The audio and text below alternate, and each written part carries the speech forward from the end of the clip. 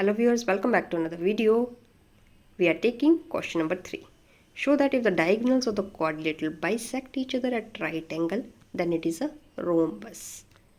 अगर कोई क्वाड्रिलेटरल है उसके डायगोनल्स बाइसेक्ट कर रहे हैं एक दूसरे को राइट एंगल पे 90 डिग्री पे, तो वो एक रोम्बस है। पहले तो रोम्बस की प्रॉपर्टीज़ एक बार रिमाइंड करिए।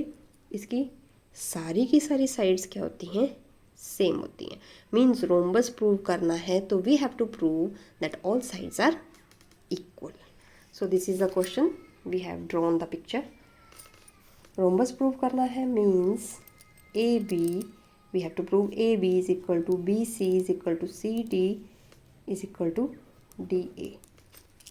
ठीक है, हमें गिवन क्या है?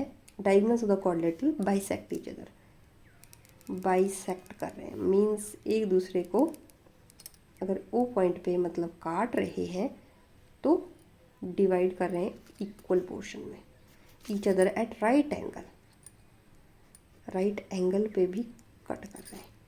अब ए ओ बाइसेक्ट करने का मतलब वो लिख लेते हैं। वैसे ही O D is equal to O B, angle भी लिख लेते हैं। A O D, angle A O D is equal to angle D O C is equal to angle C O B या B O C is equal to angle B O A या A O B.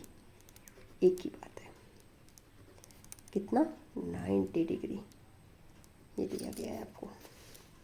सो इसे करने के लिए हम कोई दो triangles ले लेते हैं, जैसे ए ओ डी और डी ओ सी। उसमें फिर कॉन्ग्रुएंसी प्रूव करने की कोशिश करते हैं, उससे हमें एक रिजल्ट मिलेगा। आइए देखते हैं कैसे। इन दो ट्राइंगल्स में क्या दिया है? ये वाली side A O is equal to O C, 1 से A O is equal to O सी।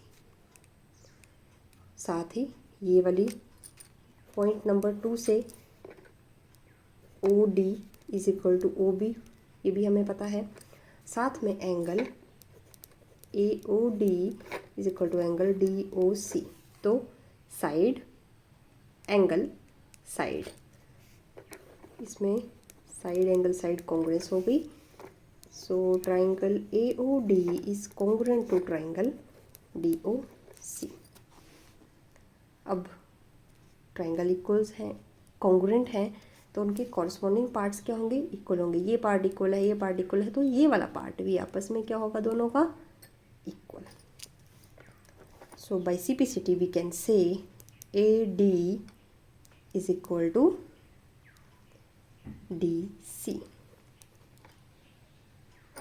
इसको 1 2, इसको नंबर 3 और इसको नंबर 4। इन दो ट्राइंगल से हमें ये रिज़ल्ट मिला।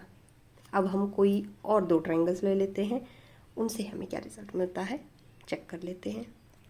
सो ट्राइंगल डी ओ सी और बी ओ सी मैं ले रही हूँ अभी। इसमें क्या है? इसके डायगोनल्स बाइसेक्ट कर रहे हैं, तो इस वाले ट्राइंगल का ये वाला पोर्शन जो है वो इक्वल है ओ बी के। O D is equal to O B. और साथ में इन दो ट्राइंगल्स में ये वाला पोर्शन जो है वो कॉमन है।